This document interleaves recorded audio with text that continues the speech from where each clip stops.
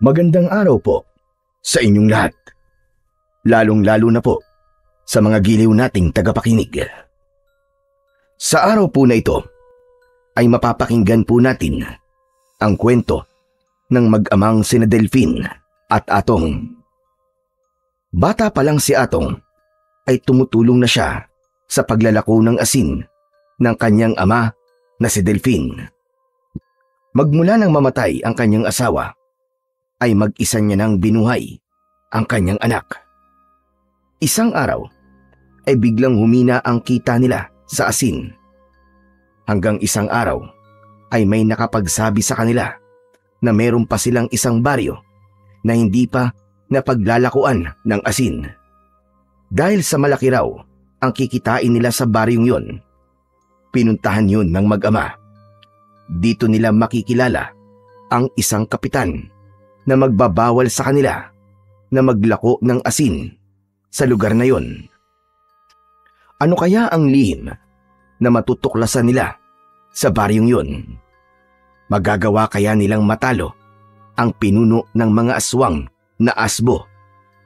Sama-sama po nating pakinggan ang buhay at pakikipagsapalaran ng mag-amang maglalako ng asin. Ngunit bago po ang lahat, mga idol, huwag po nating kalimutang mag-subscribe, mag-like at i-hit ang notification bell sa aking mga YouTube channel na The Voice Addict at Apong Isaak para sa mas marami pang makapigil hininga na kwentong aswang at katatakutan mula sa mundo ng kapapalaghan. Umpisahan na po natin ang kwento. Aba, isang sako baka mo ng asin na kailangan nyo, ha, Delphine? Nako, pambihira naman, oo. Pagkadami-dami naman nun, saan ba ninyo dinadala ang mga asin? Balak po sana namin, Lolo Nilo, na maglako po dun po sa dulo ng baryo. Medyo mahina na po kasi ang bentahan sa atin ngayon eh. Saka, mabilis lang po maubos ang isang sakong asin kung pupunta po kami sa mga karatig baryo. Hindi ba't halos nalibot nyo na ang mga baryo nung nakaraang araw?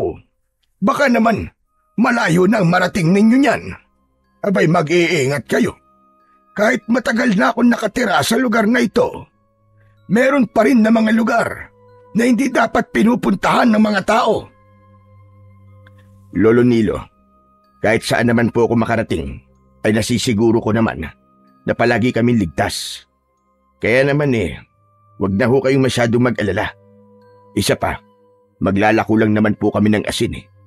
Sa tingin ko naman ho walang mangyayaring masama sa amin ng anak ko. Ay siya, sige na, ikaw na ang bahala. Ang sakin lang naman konting paalala lang. Alam mo naman na magmula nang makilala kita, ay hindi ka na iba sa akin. Pamilya na rin kita. Kayong dalawa ng anak mo.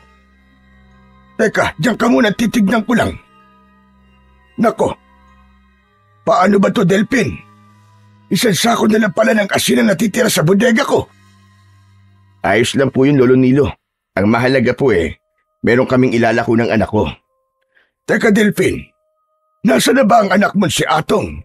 Abe, kanina ko pa inutusan na kumuha ng sako hanggang ngayon hindi pa rin bumabalik dito. Saan na naman kaya nagpunta ang batang yon? Maghintay na lamang po tayo rito, Lolo Nilo. Inutusan ko po kasing dalhin rito ang kariton nang hindi na po kami magbuhat. Siya nga po pala, Lolo Nilo. Gaano na po ba kayo katagal gumagawa ng asin? Abay, kung hindi ka magagalit, ay 40 taon na akong gumagawa ng asin sa baryong ito. Suki ko na ang lahat ng mga nakatira rito. Ikaw ba? Kailan ka ba humilig sa paglalako ng asin? Simula po ng 8 taong gulang pa lamang ako, Lolo Nilo. Naglalako na po ako ng asin. Hindi man po ako isinilang dito sa lugar na ito. Pero magmula po nang lumipat kami rito ng mga magulang ko, ay ito na po ang ibinuhay nila sa akin.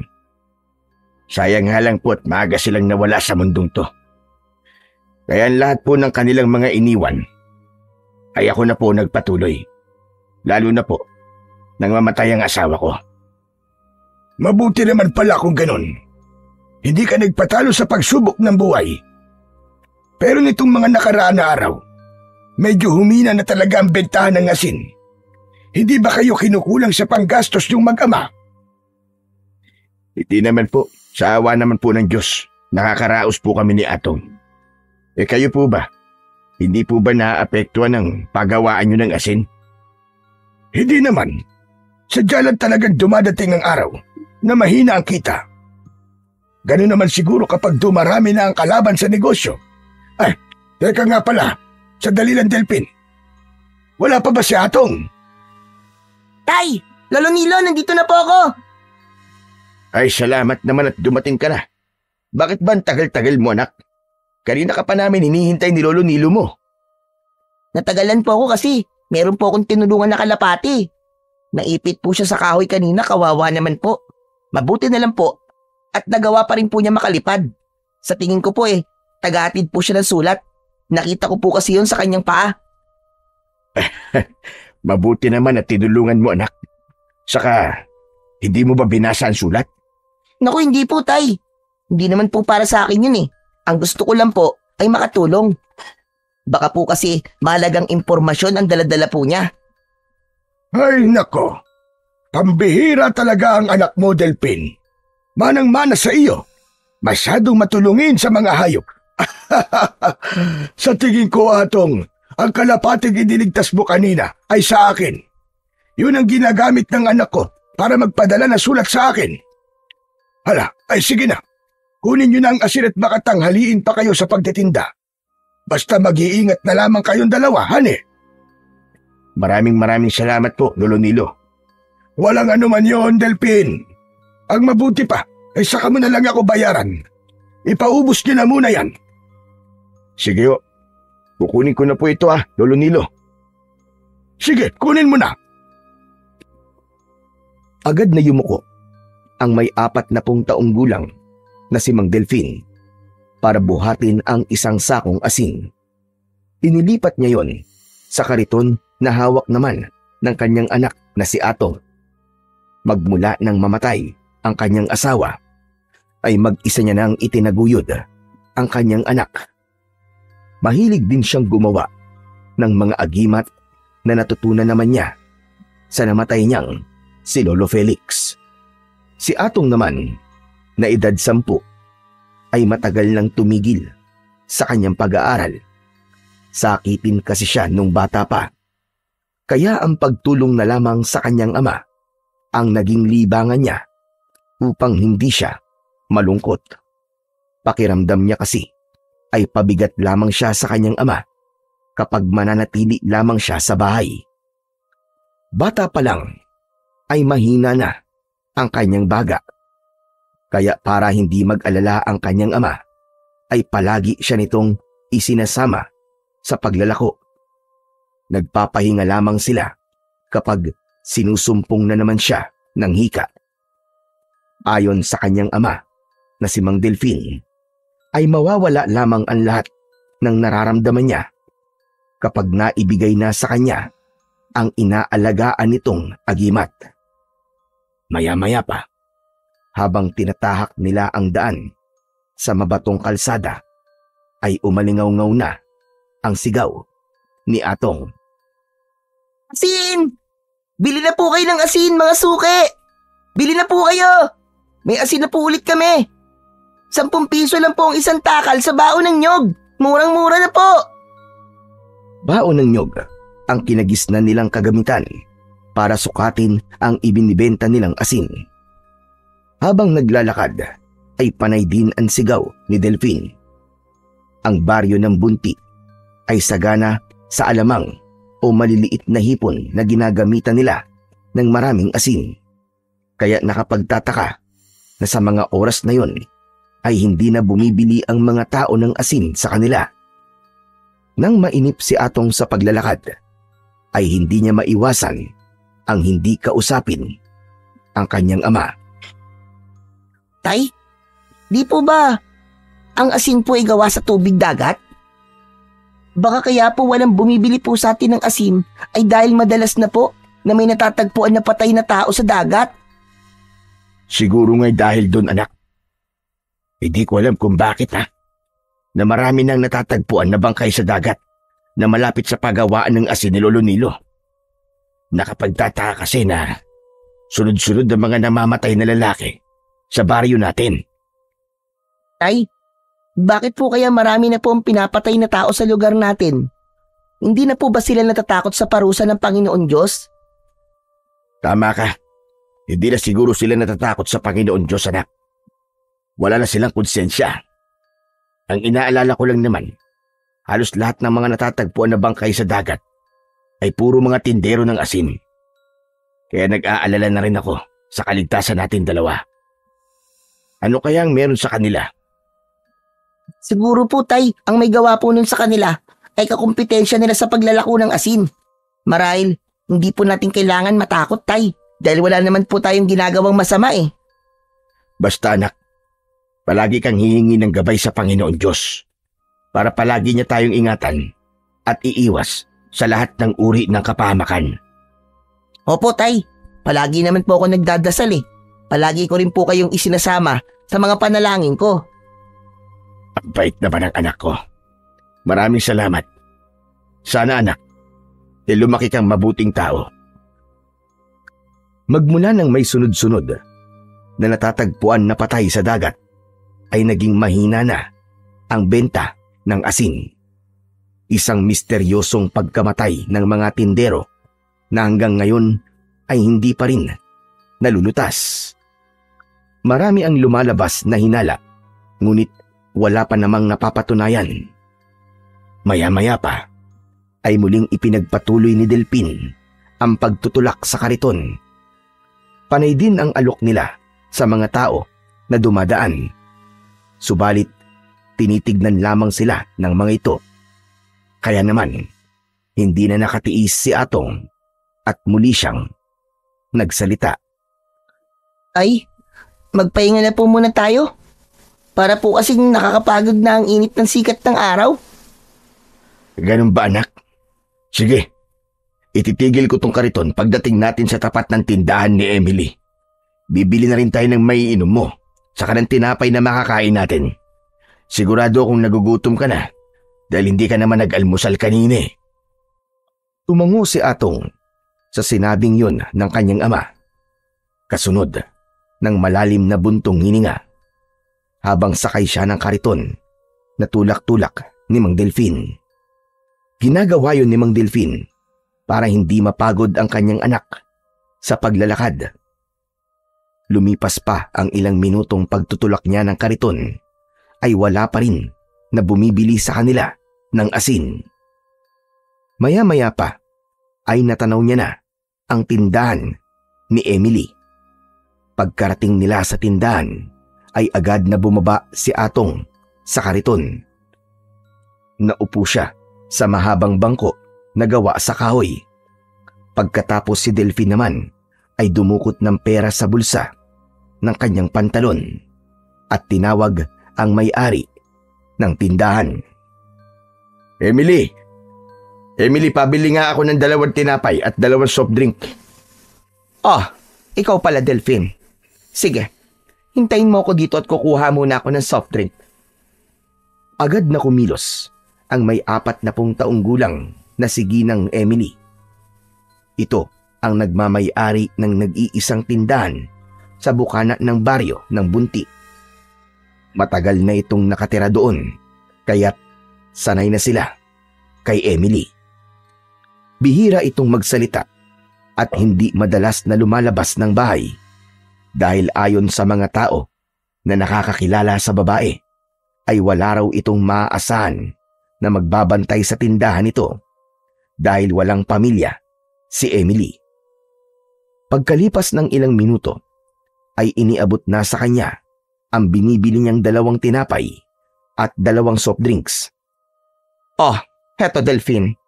Medyo malamig na ito, kaya tamang-tama sa init ng panahon. Saan ba kayo nanggaling yan?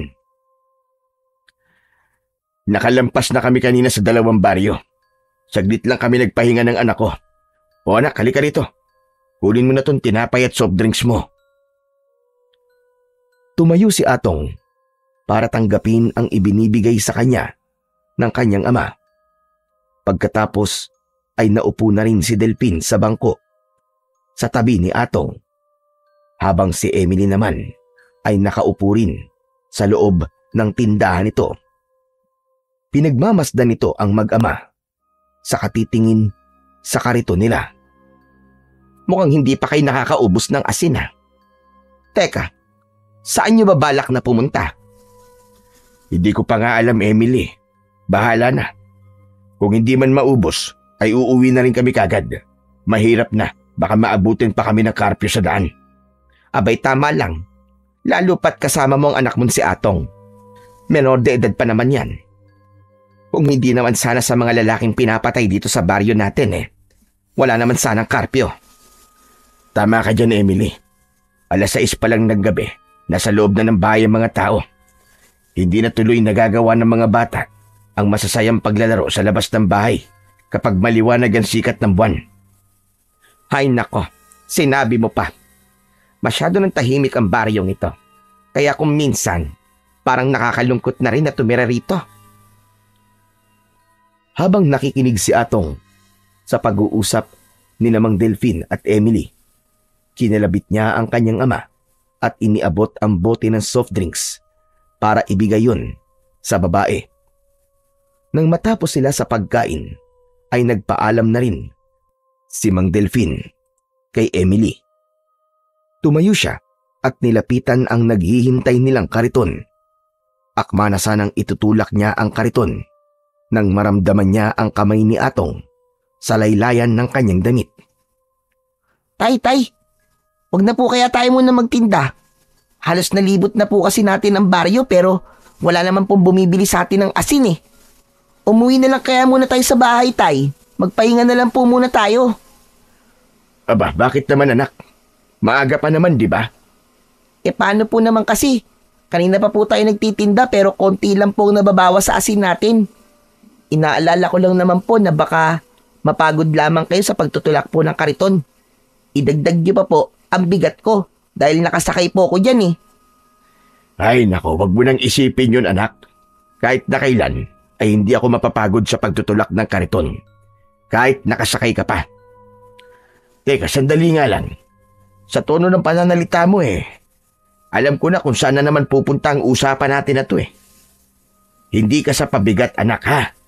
Tandaan mo yan.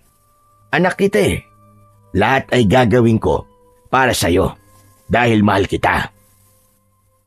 Habang nag-uusap ang mag-ama, ay biglang sumingit sa usapan ang may-ari ng tindahan na si Emily. Delphine, lahat na ba ng karatig baryo ay napuntahan nyo na? Sa tingin ko kasi meron pa kayong isang baryo na hindi pa napupuntahan. Subukan nyo kaya roon. Magbaka sakali kayo na baka maraming bumili sa inyo roon ng asin. Ang balita ko pa naman naroroon daw ang malawak na pagawaan ng isdang tuyo at itlog na maalat. Siyak na kailangan nila ng asin doon. Aba, oo nga no Emily. Tamang-tama ang lugar na yun para sa asin. Paano ba ang pagpunta ron? Sundan nyo lang ang kalsadang ito. Hanggang pagsapit nyo sa dulo, sa putol na kalsada na merong tulay na gawa sa tabla. Pagkatapos kumanang kayo ron, makikita nyo ang maliit na baryong sinasabi ko. Siyak na mauubos ang tindan yung asin doon. Panigurado. Nako, maraming salamat sa impormasyon mo, Emily ha. Ay nako, wala yon. Sige na, lumakad na kayo. Para bago maghapunan makabalik na kayo rito. 1 oras lang naman na nilalakad ang pagpunta ron. Kaya aabot pa kayo hanggang hapon. Huwag kayo mag-alala. At kung gagabihin naman kayo, ay sasabihan ko si Kapitan na hintayin kayo at huwag na munang isara ang tarangkahan ng baryo natin. Isinasara ang tarangkahan ng baryo kapag sumasapit ang karpyo sa kanilang lugar. Kaya kailangan nilang makabalik bago sumapit ang 6:00 ng gabi. Sige Emily, kailangan na naming umalis ng anak ko. Binalingan ni Delphine ang kanyang anak na nakatayo sa kanyang tabi. Sige anak, sumakay ka na sa kariton. Aalis na tayo para makauwi rin tayo kagad. Tay, sigurado po ba kayo? Sa tingin niyo po ba may bibenta natin ng asin sa baryong yon? Oo naman anak, tiwala lang. Hindi ba narinig ang sinabi ni Emily? Kaya tara na, umalis na tayo. Hinawakan ni Delphine ang kanyang anak sa balikat, saka ito sumampa sa kariton at ipinagpatuloy na niya ang pagtutulak. Sinunod niya ang sinabi ni Emily. Pagkalipas ng 1 oras na paglalakad, sa wakas ay narating nila ang putol na kalsada na merong tulay na gawa sa kahoy. Tumigil sila sa paglalakad at pinagmasdan ang daan. Tay, tutuloy pa rin po ba tayo? Oo anak, ngayon lang ako nakarating sa lugar na ito. Pero sa tingin ko naman ay may magandang mangyayari sa pagpunta natin dito. Sige na, kumapit ka na muna at medyo pataas na ng konti ang daan natin. Buong lakas na itinulak ni Delphine ang kariton habang nakaupo si Atong sa unahan. Maya-maya pa ay nakatawid na sila sa tulay. Tumambad sa kanilang paningin ang makipot na daan na merong mataas na puno sa gilid. Malamig ang simoy ng hangin at konti lang ang liwanag na pumapasok sa loob ng kakawyan. Tanging ang maririnig lang ay ang tunog ng gulong ng kanilang kariton. Habang tinatahak nila ang daan, ay nakikiramdam lang ang mag-ama sa kanilang paligid. Tumagal pa ang paglalakad ni Delphine ng halos kalahating oras bago lumitaw sa kanilang harapan ang luma at sirang arko ng baryo. Sa pagkakataong yun ay tuluyan ng nag-alala ang mag-ama. Tay, sigurado po ba kayo na tutuloy pa rin tayo sa lugar na to? Para kasing masyado pong liblib at tahimik ang baryong to. Nakakatakot po, Tay. Anak, bakit ka naman matatakot? Hindi mo pa nga nakikita ang itsura ng baryong pupuntahan natin eh. Alam mo ba na pabor sa atin to? Dahil natitiyak ko na marami ang bibili ng asin sa atin. Tsaka, huwag kang mag-alala. May dala naman akong agimat eh. Kahit papano, may proteksyon tayo sa mga elementong nakatira sa paligid. Nang mabanggit ni Mang Delphine ang tungkol sa agimat, kinapa niya ang kanyang leeg at nag-aalalang napatingin sa mukha ng kanyang anak na si Atong. Anak, ang agimat ko nasa na?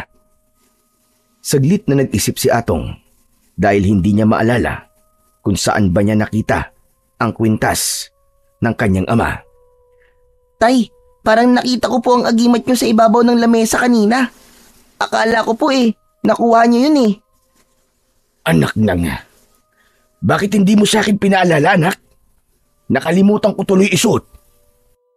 Tay, ngayon ko lang naman din kasi naalala eh. Nang magtanong po kayo. Pasensya na po, Tay.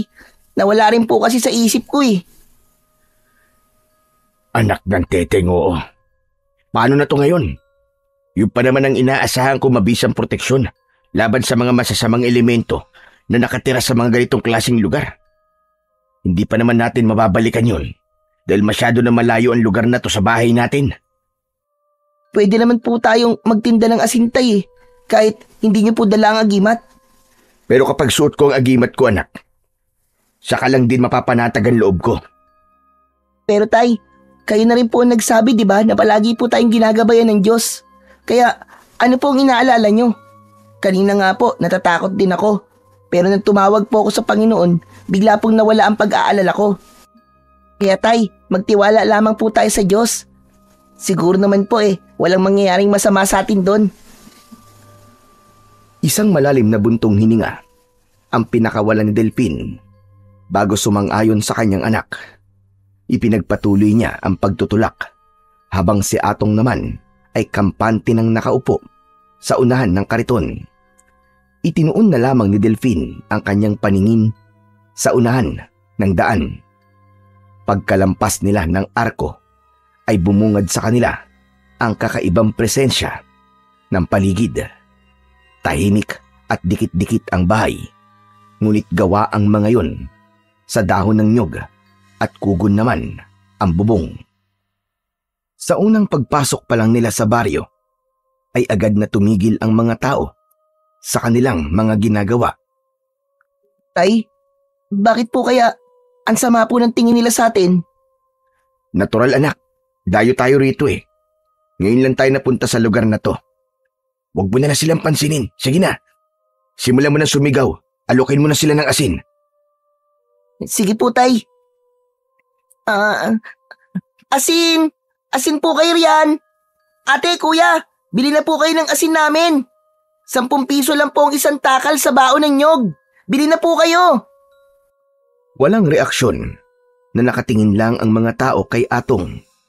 Kaya si Delphi naman ang nag-alok ng asin sa mga ito. Ale, Manong, bili na po kayo ng asin sa amin, oh. Hindi pa rin kumilos ang mga tao. Nakatayo pa rin ang mga ito sa gilid ng kalsada. Maging si Delphine ay hindi na rin naiwasan ang hindi mag-alala sa uri ng tingin ng mga tao sa kanila. Itinigil niya ang kariton at nilapitan si Atong. Atong anak, itutuloy pa ba natin ang paglalako ng asin sa kanila?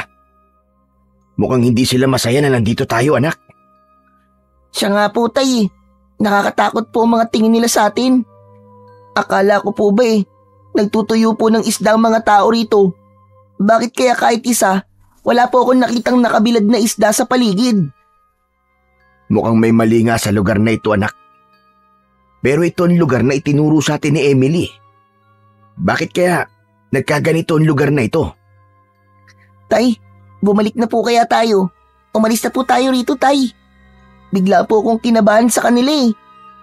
Kalma ka lang, anak. Huwag kang magpapahalata. Natakot ka sa kanila. Akma na sanang aalis sina Delphine at Atong nang biglang dumating ang isang lalaki. Malaki ang katawan nito at may 4 na tanod na kasama. May mga hawak itong batuta na ipinapalo pa sa palad ng mga ito. Sa tingin ni Delphine ay nasa 50 na ang gulang ng lalaki. Mawalang galang na sa inyo. Ano? Sino nagbigay sa inyo ng pahintulot na pumasok sa loob ng baryong ito para maglako ng asin, ha? Ano po? Kailangan pa po ba namin ng pahintulot sa paglalako po ng asin? Asin lang naman po itong dala namin eh. Yun na nga eh. Asin ang dala mo. Maigpit kong ipinatutupad ang batas dito sa pagbabawal sa paglalako ng asin. Lahat ng pumapasok na maglalako ng asin sa lugar na ito ay hindi namin pinapayagan. Kaya makakaalis na kayo at pakiusap lang. Wag na kayong babalik dito. Teka, sandali lang po. Mawalang galang na. Sino ho ba kayo? Ako si Lando at ako lang naman ang kapitan sa baryong ito. Kaya makinig ka sa sinasabi ko. Umalis na kayo ng kasama mo sa baryong ito. Naiintindihan mo ba? Pasensya na ho. Pero gaya po na sinabi ko kanina, nagtitinda lamang po kami ng asin ng anak ko. Wala pong masama sa ginagawa namin. Hindi namin kailangan ng asin dito. Alam mo ba, na bawal dito ang asin. Umalis ka na. Dalhin nyo na ang kariton nyo. Baka magnanakaw lamang kayo na nagpapanggap na tindero ng asin. Teka, sandali lang naman po. Huwag nyo naman po kaming paratangan na magnanakaw. Isa pa, hindi nyo po ba nakikita? Nakasama ko ang aking anak. Huwag naman po sana kayo magsasalita ng ganyan sa amin. Tama na ang pagpapaliwanag. Umalis na kayo rito. Bago ko pa kayo ipakaladkad sa mga tanod ko palabas. Sige na, alis na. Umalis na kayo ng anak mo. At wag na kayong babalik sa baryong ito. Nagkakaintindihan ba tayo? Bago kumilos, ay sinulyapan muna ni Delphine ang mga tao na tahimik pa rin na nakatingin sa kanila. Inaalala lamang niya si Atong na bakas na ang takot sa mukha nito. Lumapit siya sa hawakan ng kariton at itinulak yun papalayo sa kinaroroonan ng mga ito. Nang makalampas sila sa arko ng baryong yun, saka lang nakahinga ng maluwag si Mang Delphine. Anak, ayos ka lang ba dyan? Opo, Tay, ayos lang po ako. Hindi na po ako kinakabahan. Pasensya ka na, anak, ha? Hindi ko gustong marinig mo ang mga sinabing yun ng kapitan. Huwag niyo na pong isipin yun, Tay. Ang mahalaga po, nakaalis na po tayo sa lugar nila. Ang ipinagtataka ko lang naman po bakit po kaya bawal po ang asin sa baryong yun? Yun na nga rin ang iniisip ko, anak Kanina pa. Isa pa, anak. Nakita mo ba ang reaksyon ng mga tao na naroroon? Para bang wala sa kanilang mga sarili? Meron pa po akong ibang napansin sa anyo nila, Tay. Para bang takot na takot po sila sa asin. Saglit na napaisip si Delphine. Kaya siguro walang kahit na sino ang sinusubukang lumapit sa kanila kanina. Dahil ang mga taong nakatira roon ay takot sa asin. Habang tulak ni Delphine ang kariton, ay bigla niyang naalala si Emily. Bakit kaya doon tayo pinapunta ni Emily? Alam kaya niya na ganun ang itsura ng baryong yun? Ang mabuti pa po kaya tanungin po natin siya, Tay. Tumango si Delphine sa sinabing yon ng kanyang anak. Saka ipinagpatuloy ang kanilang paglalakad. Pagkalipas ng 1 oras na pagtahak sa daan, narating nila ang tindahan ni Emily. Nangihina na napaupo si Mang Delphine sa bangko.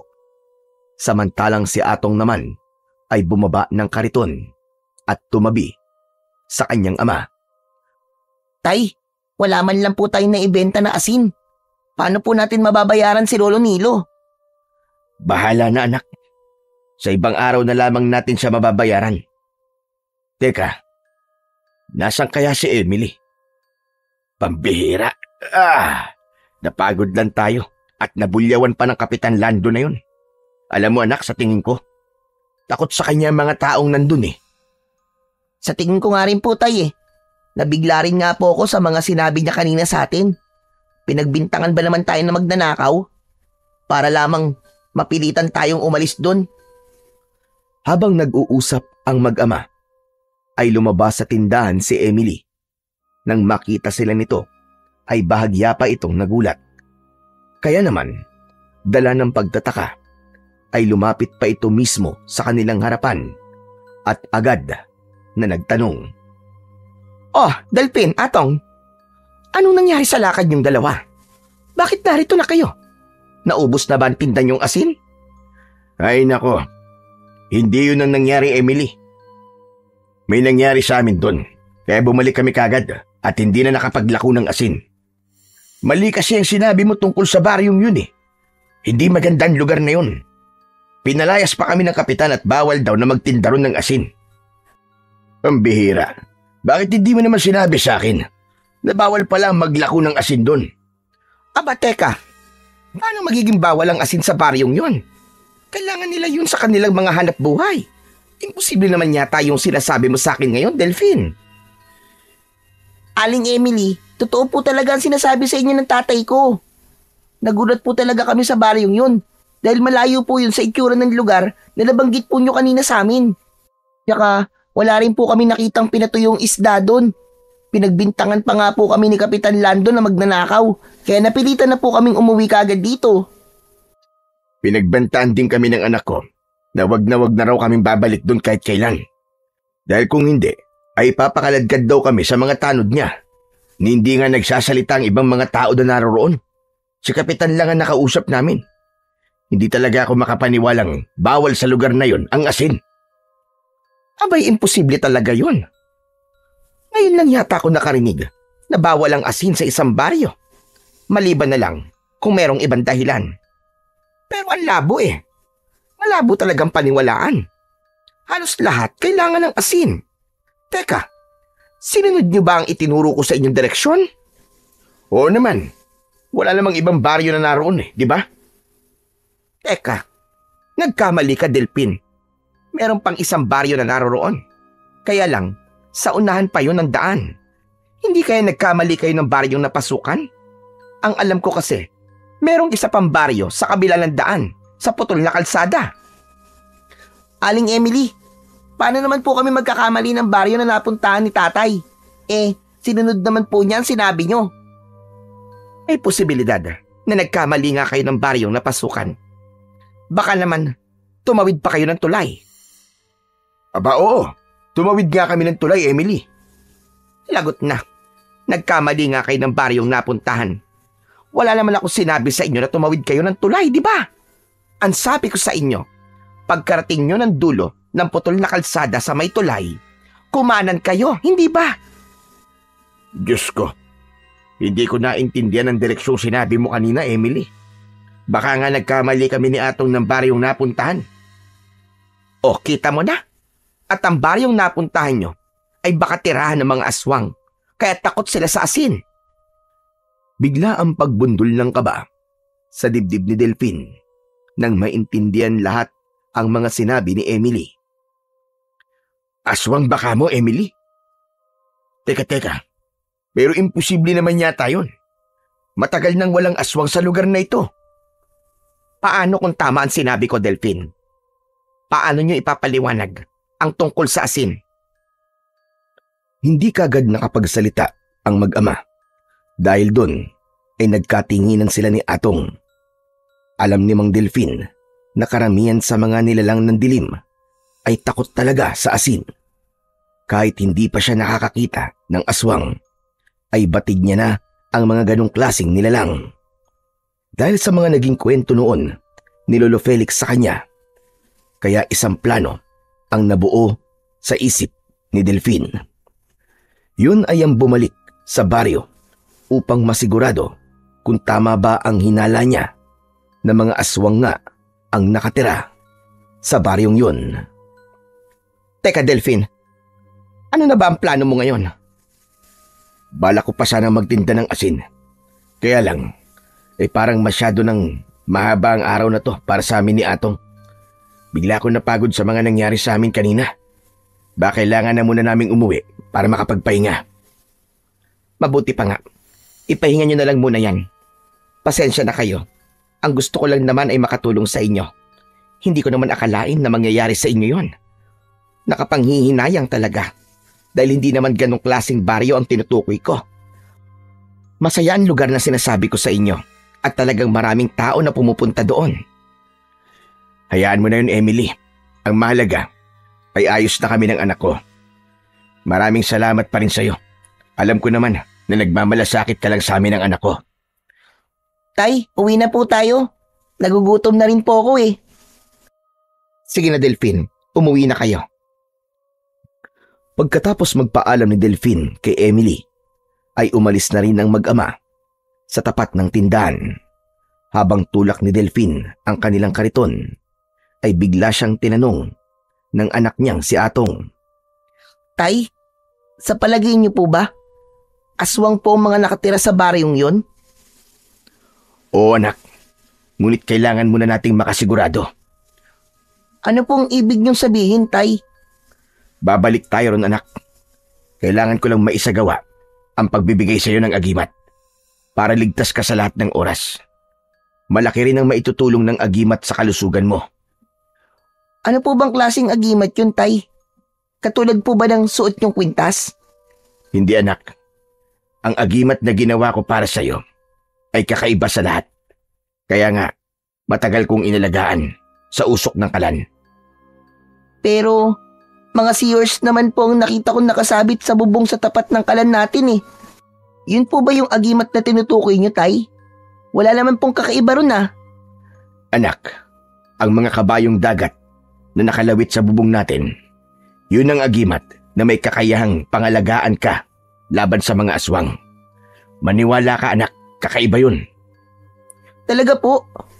Kaya po ba nanguhuli kayo ng mga kabayong dagat ay para po ibigay sa akin bilang agimat? Ang buong akala ko pa naman po ay gamot lang yun sa hika. Hindi, anak. Hindi lang yun gamot sa hika, kundi mabisang pangontra sa aswang at mga elementong hindi nakikita ng pangkaraniwang tao. Maganda yung gawing agimat. At alam mo ba, anak, mabisa rin yung pangontra sa lason na nanggagaling sa kuko at kagat ng mga aswang.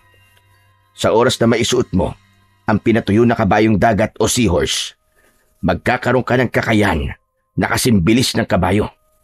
Magtataglay ka ng kapangyarihan na parang sa asido. At higit sa lahat, gagaling ka na sa sakit mo. Ang husay niyo naman pong gumawa ng agimat, Tay. parang hindi na po ako makapaghintay na maibigay niyo po yun sa akin. Para sa'yo talaga yun, anak.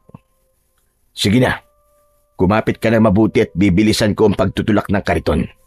Gutom na rin kasi ako eh. Malalaki ang hakbang ng paa na itinulak ni Delphine ang kariton. Si Atong naman ay hindi mawala ang matamis na ngiti sa labi nito. Pagkalipas ng ilang minutong pagtutulak ng kariton, sa wakas ay narating na nila ang kanilang bahay na nakatirik sa gitna ng palayan na malapit naman sa dagat na pagawaan ng asin ni Lolo Nilo. Pumasok sila sa loob ng bahay at tumambad nga sa kanilang paningin ang kwintas na naipatong ni Mang Delphine sa ibabaw ng kanilang lamesa. Kinuha niya yon at nanghihinayang na napatingin sa kanyang anak na naupo naman sa harap ng lamesa. Sayang talaga. Kung nadala ko lang to kanina, marahil nalaman na kagad natin kung aswang ba mga taong yun o hindi, anak. Paano po ba malalaman, Tay, kung aswang po ang kaharap nyo? Kapag uminit ang palawit ng agimat. Saan po ba gawa ang agimat nyo, Tay? Bakit po parang iba yan sa mga agimat na ginawa nyo? Talagang kakaiba rin ito, anak. Dahil ito ang bertud ng pinatigas na asin hanggang sa maging bato. Paano naman po, Tay, kung mabasa po yan ng ulan? Hindi po ba matutunaw yan? Nako, hindi, anak. Matagal kong inalayan ng orasyon ng bertud na ito. Kaya naging matibay na to at may laban na sa tubig. Tay, hindi pa po ba tayo kakain? Ay, oo nga pala, anak, munti ko na makalimutan, ha. O sige, diyan ka lang, ha. At iinitin ko muna tong kanin. Pinagmasdan ni Atong ang kanyang ama na abala sa pagpapadikit ng apoy sa kalan. Pagkatapos magluto ni Delphine, ay agad siyang naghanda ng pagkain. Habang kumakain, ay muli naman na naungkat ni Atong ang tungkol sa agimat. Tay, kailan niyo po ba ibibigay po sa akin ang agimat? Mamaya, anak, pagsapit ng hating gabi.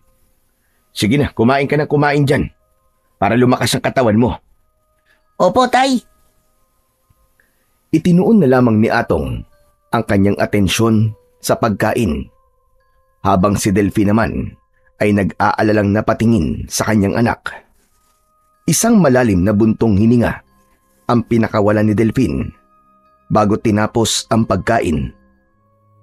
Pagsapit ng hating gabi ay sinimula ni Delphine ang pagbibigay ng agimat sa kanyang anak. Inihanda niya ang bao na walang butas at ang bunot ng nyog sa 3 pirasong tingting. Pagkatapos maihanda ang mga kakailanganin niya, naglatag siya ng sako sa ilalim ng nag-iisang puno sa kanilang bakuran. Kinuha niya rin ang 1 pirasong kabayong dagat. Ginawa niya yung kwintas, saka humarap sa kanyang anak na nakaupo sa gitna ng sako. Anak, habang isinasagawa ko ang pagbibigay ng agimat sa'yo, panatilihin mo lang, anak, na nakapikit ka at wag na wag kang magmumulat ng mga mata mo hanggat wala akong sinasabi. Naiintindihan mo ba, ha? Opo, Tay. Nakahanda na rin po ako. Ginawa nga ni Atong ang utos ng kanyang ama. Marahan siyang pumikit habang naaamoy niya ang usok na nanggagaling sa bao na may baga. Pagkatapos naramdaman din niya ang paglapat ng kwintas sa kanyang leeg. Nang mga sandaling yon, pakiramdam niya ay merong hangin na umiikot sa kanyang kinatatayuan at ang sako na kanyang kinauupuan ay para namang lumulutang sa hangin. Tapos na ako sa pagsasagawa ng ritual, anak. Ngunit panatilihin mo pa rin na nakapikit. Akin ang palad mo at itatapat ko sa usok. Hinuha ni Delphine ang palad ni Atong at itinapat yon sa bao na merong konting usok. Nang mga sandaling yon, hindi alam ni Atong na merong malakas na liwanag na umaaligid sa kanilang kinaroroonan. Habang ang kulay abo na usok na hugis kabayong dagat naman ay nakalutang sa ere at lahat ay sumasanib sa katawan ni Atong. Kaya ang pakiramdam naman ng bata ay biglang lumakas ang kanyang katawan. Nawala ang hingal at naglaho ang nararamdaman niyang sakit sa dibdib. "Anak, daan-daan mo nang imulat ang iyong mga mata." Sinunod ni Atong ang sinabi ng kanyang ama. Pagmulat niya ay tumambad sa kanyang paningin ang malakas na liwanag na bumabalot sa kanyang buong katawan. Pinagmasdan niya rin ang suot na kwintas. Naging bato na yon na ang hugis ay kabayong dagat. Tay, paano po naging bato ang seahorse na to? Dahil nagkabisa na ang agimat mo, anak. Magagamit mo na yan laban sa mga nilalang na nagtatago sa dilim. Kaya lang, sa bawat agimat ay mayroon ding kahinaan. Merong mga aswang anak na kaya nilang protekta ng kanilang sarili laban sa agimat ng mga kalaban nila. Halimbawa na lang ay ang pagtago nila sa kanilang pagkatao. Pero kahit na po, tay, magagamit pa rin naman po natin ang agimat para proteksyonan po ang buhay natin. Oo naman, anak. Lalo ng agimat na ibinigay ko sa'yo. Magkakaroon ka ng kakayahan na bumilis ang kilos na parang sa isang kidlat. Ngunit ang mas mahalaga sa akin ngayon ay ang nawala ng sakit mo. Sa una ka lang dyan maninibago, pero hindi magtatagal, masasanay ka rin. Opo, tay. Naramdaman ko po kanina ang pagpasok po ng malakas na enerhiya sa katawan ko. Ay, siya nga po pala, tay. Bakit po ba binigyan niyo po ako ng agimat? Dahil balak kong bumalik sa baryong yun, anak. Aalamin natin kung aswang nga ba ang mga taong nakatira doon. Ha? Bakit po natin gagawin yun, tay? Dahil nararamdaman ko na ang mga taong yun ay may kaugnayan sa mga namatay na tindero ng asin sa baryo natin. Yung mga biktima na tinatapon nila sa dagat. Alam ko na ngayon na hindi lang yung isang simpleng pagpatay. Isa pa, meron pa akong mas malalim na dahilan. Hindi sana kita isasama dahil nag-aalala ko sa kaligtasan mo eh. Kaya lang, hindi ko rin naman kayang iwanan ka rito mag-isa. Hindi rin naman po ako papayag, tay, na maiwan po dito na mag-isa eh. Kung mamatay po kayo sa pagpunta ron, gusto ko po, nakasama niyo na rin po ako mamamatay. Anak naman oo. Bakit ba yan ang lumalabas sa bibig mo? Ang kamatayan ay hindi maiiwasan. Basta palagi lang tayong tatawag sa Panginoon. Gagawin natin to, anak, para sa kaligtasan ng mga tao sa baryo natin. Hala, sige na. Pumasok ka na sa loob ng kwarto natin. Medyo nagamit ko ang lakas ko kanina, kaya nakaramdam ako ng panghihina. Tumayo si Atong at iniwan si Mang Delpin na nagliligpit ng gamit. Ihahagis na sana niya ang bao nang biglang may napansin siyang anino sa likod ng puno. Napalingon siya ng mabilis sa gawi ng kanyang anak. Mabuti na lang at nakapasok na ito sa loob ng kanilang kwarto. Bigla siyang kinabahan nang mag-init ang suot niyang agimat. Alam ko minamatyagan mo kami. Sino ka? Magpakita ka! Hindi gumagalaw ang aninong nakatayo. Ngunit ang mapula nitong mga mata ay kumikislap sa dilim. Hindi na siya nag-aksaya ng oras. Agad siyang lumapit dito na mabilis pa sa pagpitik ng orasan. Ngunit parang hangin ang nilalang at nawala na kagad ito bago pa man niya ito mahawakan. Inilinga niya ang kanyang paningin sa paligid pero biglang lumitaw sa kanyang harapan ang nilalang at mabilis na lumapat sa kanyang sikmura ang malakas nitong suntok. Napaatras siya ng pasadsad. Pagkatapos ay muling naglaho sa harapan niya ang nilalang. Diyos ko, gabayan niyo po ko. Kakaiba nilalang na umaatake sa akin ngayon. Hindi maaari to. Pambihira ang kanyang bilis at lakas. Kailangan kong magsagawa ng orasyon para makita ko ang mga galaw niya. Habang bumubulong ng orasyon, si Mang Delpin ay alerto naman siya sa galaw sa paligid. Saktong pagtaas ng kanyang kamay ay nahawakan na niya sa leeg ang kalilitaw pa lamang na nilalang sa kanyang harapan. 2 suntok kagad ang tumama sa mukha nito. Sa bilis ng pangyayari ay hindi niya masyadong naaninaw ang mukha ng kalaban dahil naglaho na kagad ito sa kanyang harapan. Ibinaba ni Delphine ang kanyang kamay at pinakiramdaman ang paligid. Naglaho ang presensyang nararamdaman niya at nawala ang pag-iinit ng kanyang agimat. Palatandaan yon na wala na ang aswang sa paligid. Biglang naisip ni Mang Delphine ang kanyang anak na si Atong, kaya nagmamadali siyang pumasok sa loob ng kanilang bahay. Nadatnan niya itong nagkakabit ng kulambo sa loob ng kanilang silid. Mabuti na lang at hindi narinig ni Atong ang nangyaring labanan kanina. Nanghihina na napaupo sa gilid ng katre si Delphine at biglang nag-alala sa kaligtasan nilang mag-ama. Tay, bakit po parang ang lalim po yata ng iniisip nyo? Wala to anak. Napagod lang si tatay. Sige na, matulog ka na. Maaga pa tayo bukas. Opo, tay. Hinaplos ni Delphine ang ulo ng kanyang anak. Saka ito nahiga paharap sa kanya. Nang matulog si Atong ay hindi na dinalaw ng antok si Delphine. Hindi mawala sa isip niya ang nilalang na umatake sa kanya kanina. Alam na ng kalaban ang kapangyarihan nila at kung saan sila nakatira. Hinala niya ay baka nasundan sila ng isang aswang mula sa baryong napuntahan nila kanina. Kinabukasan ay maagang bumangon si Delphine dahil hindi na naman siya natulog. Inihanda niya ang pagkain nilang mag-ama. Pagkatapos ay inayos niya ang kariton at ang asin naman ay inilipat niya sa timbang may takip. Upang magawa ang plano niya sa oras na bumalik sila sa baryo na yon.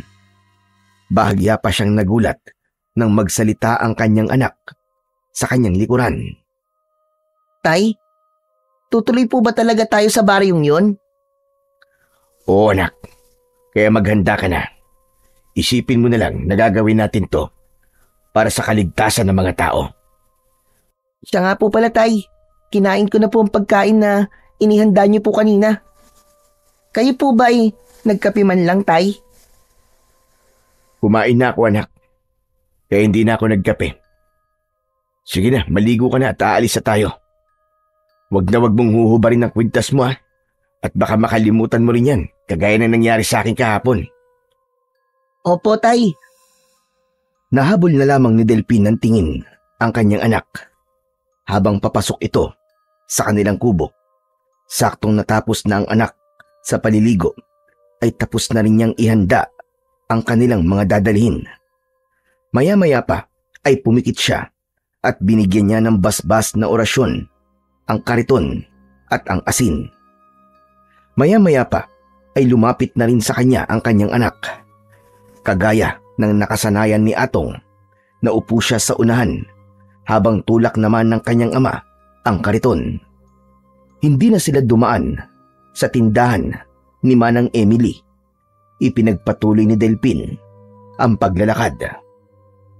Pagkalipas ng 1.5 oras na pagtutulak ng kariton, ay narating na ulit nila ang naturang baryo. Sa pagkakataon na yon, ay tahimik ang lugar. Walang tao na makikita sa labas, kaya nagtataka si Delphine. Anak, ano nangyari? Bakit kaya walang tao rito? Inilinga ng mag-ama ang kanilang paningin sa paligid. Ngunit wala talaga silang makitang tao na naglalakad sa gilid ng kalsada. Kaya sinubukan ni Atong na sumigaw at mag-alok ng asin. Asin, mga suki! Bili na po kayo ng asin! Anak, sandali lang. Ayun, nasa malaking purok sila. May pagpupulong na nagaganap sa kanilang baryo. Baka tayo po ang pinag-uusapan nila, tay. Maaaring ganun na nga anak. Kaya maging alerto ka sa paligid mo.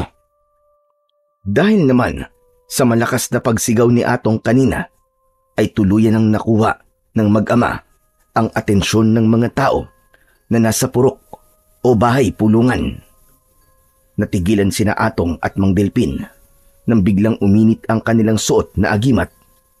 Tumigil sila sa paglalakad at pinakiramdaman ang mga tao na dahan-dahan na lumalapit sa kanilang kinaroroonan. Ngunit biglang lumitaw si Kapitan Lando. Bigla na lamang nitong pinalo sa tiyan si Delpin nang hawak nito na batuta. Hindi masyadong ininda ni Mang Delpin ang palo na yon dahil sa proteksyon ng kanyang agimat. Ngunit sinalubong siya ng tingin na nanlilisik na mga mata ni Kapitan Lando. Hindi ba't kayo yung unang tindero ng asin na pumasok sa baryong ito? Kami nga, Kapitan. Bakit? Ayaw mo bang malaman namin na ang lahat ng mga taong nakatira dito ay mga aswang? Abat, ang tigas ng ulo mo. Hindi ba't sinabi ko sa'yo na wag na kayong babalik dito? Isa pa, hindi kami mga aswang. Walang aswang dito.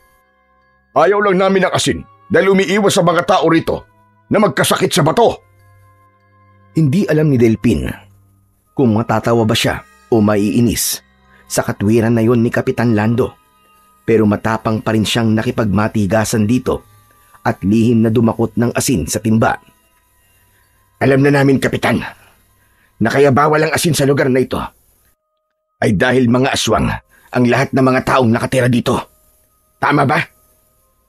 Ang tigas talaga ng ulo mo. Umalis na kayo rito kung ayaw niyong masaktan. Tignan ko lang kung sino sa atin ang masasaktan. Patutunayan ko na aswang ang mga tao rito. Dahil sa pagmamatigas ni Delphin, ay tuluyan ng nagalit si Kapitan Lando.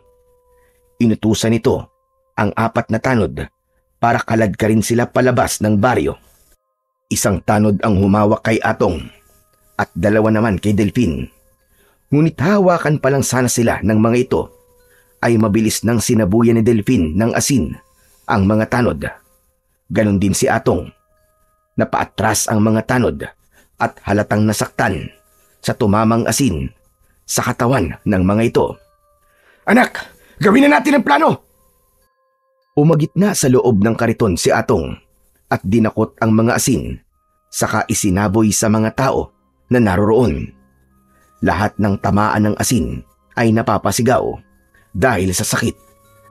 Ang iba naman ay nasugatan sa balat na parabang pinaso ng apoy.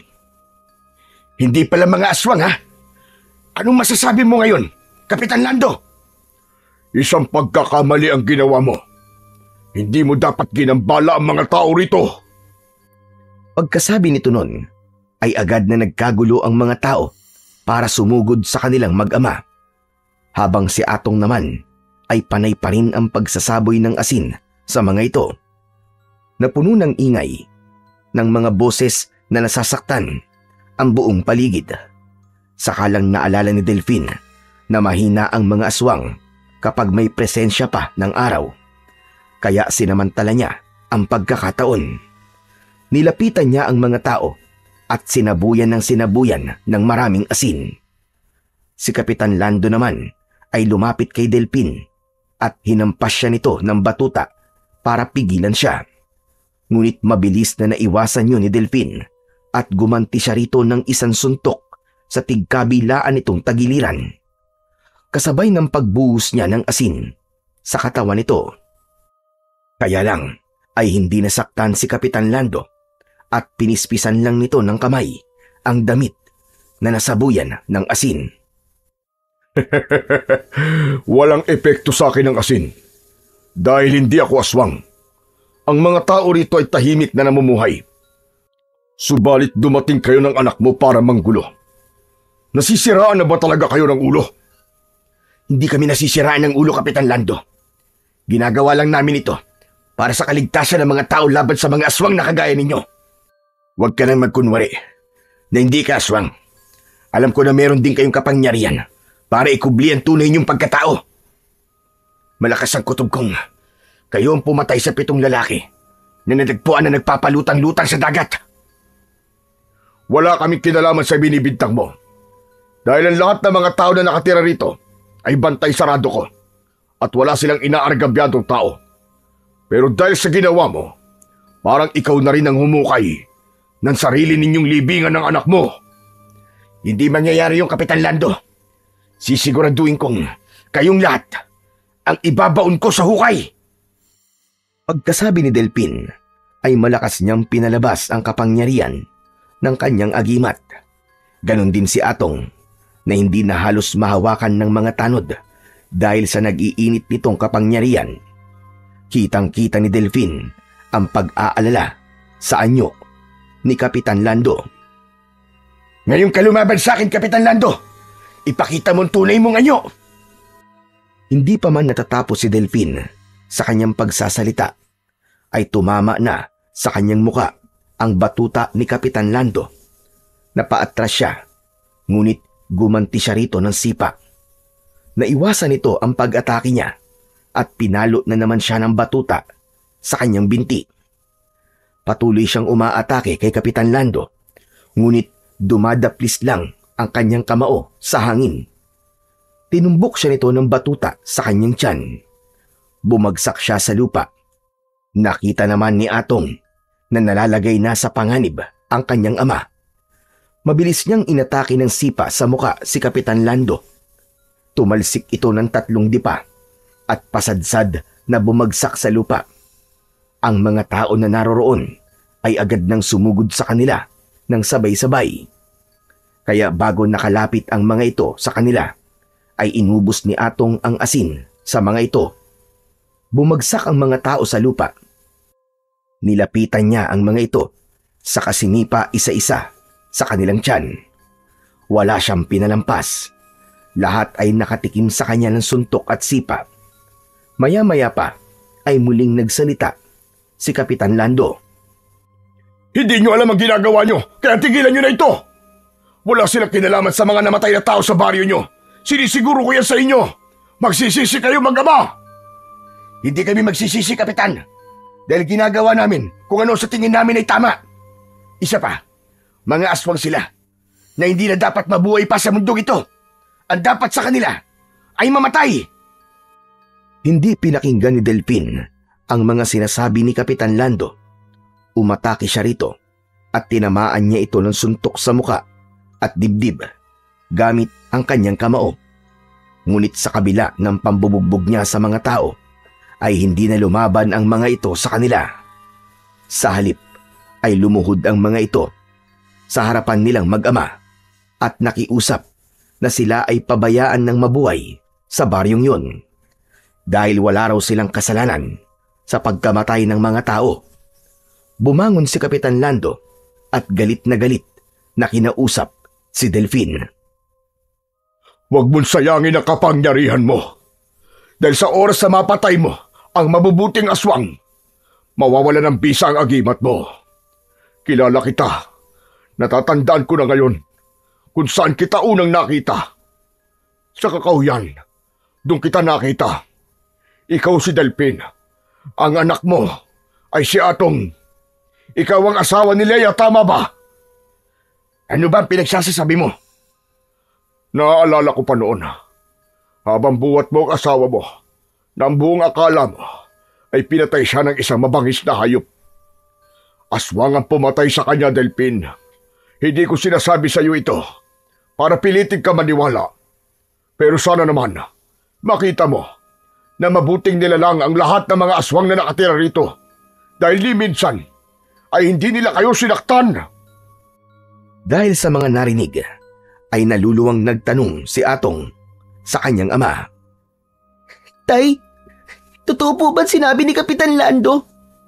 Totoo bang pinatay si nanay ng aswang? Anak, sandali. Magpapaliwanag ako. Hindi ko rin alam na aswang ang pumatay sa nanay mo. Ang buong akala ko talaga noon ay pinatay siya ng isang mabangis na hayop. Pero bakit hindi niyo po sinabi sa akin ang buong katotohanan sa pagkamatay ni nanay? Hinintay niyo pa po na sa iba ko pa malaman na nangyari sa kanya. Ang sabi niyo po, namatay siya dahil sa sakit sa baga. Bakit niyo po inilihim sa akin yun, Tay? Bakit? Anak, magpapaliwanag ako. Pakinggan mo naman ang sasabihin ko. Wag na po, Tay. Narinig ko na po ang lahat. Hindi niyo na po kailangan magpaliwanag. Anak, hindi ko sinasadya na ilihim sa iyo. Ginawa ko lang yun para hindi ka masaktan. Ngunit alam ko na ngayon na meron din akong pagkakamali. Kaya nakikiusap ako sa iyo, anak. Patawarin mo ko. Sana pakinggan mo rin ang paliwanag ko. Sana maintindihan mo kung bakit ko yun nagawa. Kung gusto nyo, ako na magpapaliwanag sa inyong dalawa kung ano ang totoong nangyari kay Leia. Nang gabing nasa kakahuyan ng iyong ama, Atong, nandun din kami para patayin ang aswang na nanggugulo sa baryo ninyo. Balak namin na iligtas si Leia, pero nahuli na kami ng dating dahil pinatay na siya ng aswang. Paanong hindi kayong pumatay sa asawa ko, Kapitan Lando? Hindi ba't kalahi niyo ang aswang na pumatay kay Leia? Kalahi, pero hindi ka ugali. Sana maniwala ka. Walang kasalanan ng mga tao rito. Hindi sila totoong masama. Na hindi sila mga aswang na pumapatay ng tao. Ang pagkakamali lang namin, hindi kami nagpakita sa iyo, Delpin, dahil natakot kami na baka sa amin mo ibintang ang kamatayan ng asawa mo. Kaya nanahimik kami. Tumigil ka. Huwag mo nang guluhin ang isip ko, Kapitan. Hindi ako naniniwala sa inyo. Ang aswang ay kampo ng kadiliman. Walang aswang na mabuti. Nagkakamali ka, Delpin. Alam ko na hindi mo matatanggap ang katwiran ng isang kagaya ko. Kung totoo na aswang sila, sana patay na rin ako ngayon. Sa kanilang lahat, ako lang ang hindi aswang. Normal akong tao, Delpin. Huwag mo na akong linangin, Kapitan Lando. Papatayin ko kayong lahat. Kagaya ng pagpatay nyo sa asawa ko. Hindi mo kami maaaring patayin, Delpin, kundi mawawala sa iyo ang agimat na ginawa mo.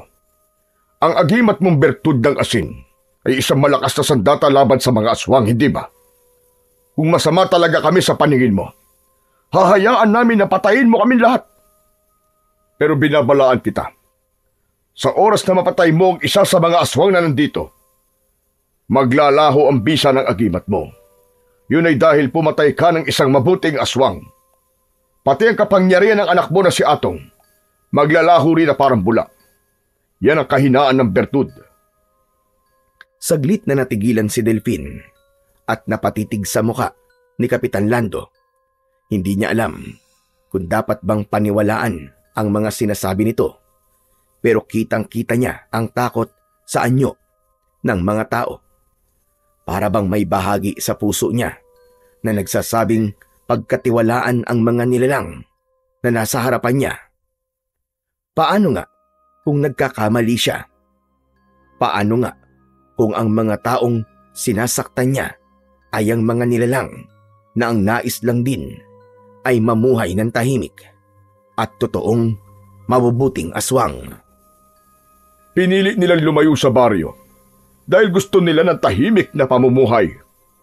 Kaya bakit naman sila dadayo sa lugar nyo para lang pumatay ng tao? Isipin mong mabuti, Delpin. Kung papatayin mo kami, hindi mo pa rin mabibigyan ng hustisya ang nangyari sa asawa mo. Sinasabi niyo bang may iba pang uri ng aswang na siyang totoong pumapatay sa mga tao? Ganun ba? Oo, Delpin. Kagaya na sinabi ko kanina.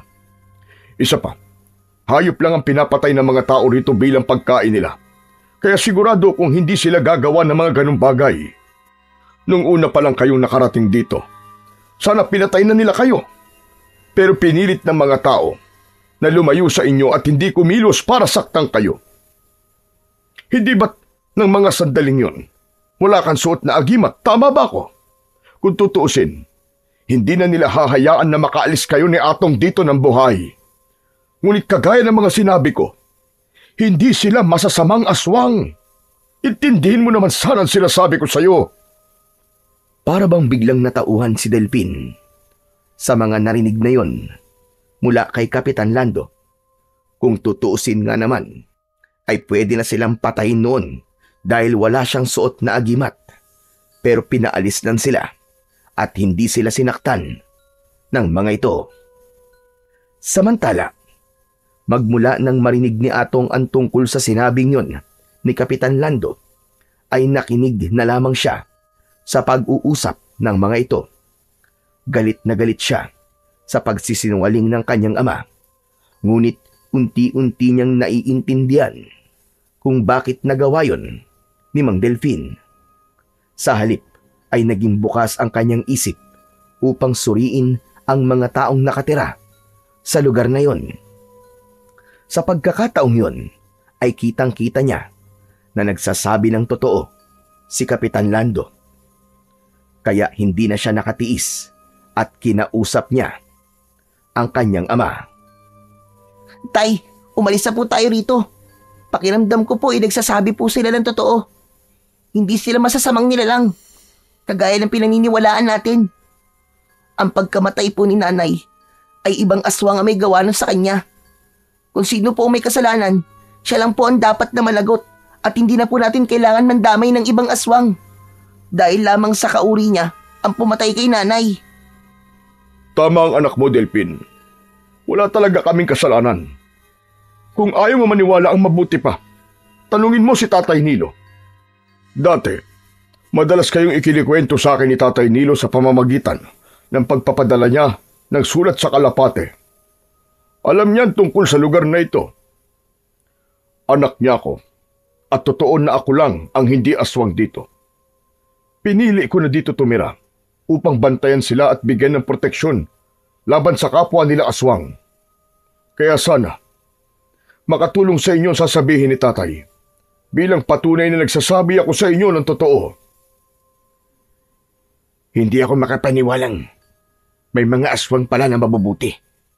Lalo na nang malaman ko na ikaw pala ay anak ni Lolo Nilo. Naalala ko rin po, Kapitan Lando, na meron po akong iniligtas na kalapate nung kumuha po kami ng asin kay Lolo Nilo. Hindi ko po akalain na kayo po palang may-ari sa kalapate. Bahagyang napangiti si Kapitan Lando sa sinabing yun ni Atong. Tuluyan nang nawala ang pagdududa sa puso ng mag-ama. Pagkatapos nilang mag-usap, ay saka lang din tumayo ang mga tao at nagpasalamat sa kanila. Pagkalipas ng ilang minuto, ay tahimik na umalis ang mag-ama sa lugar na yon. Tulak ang kariton.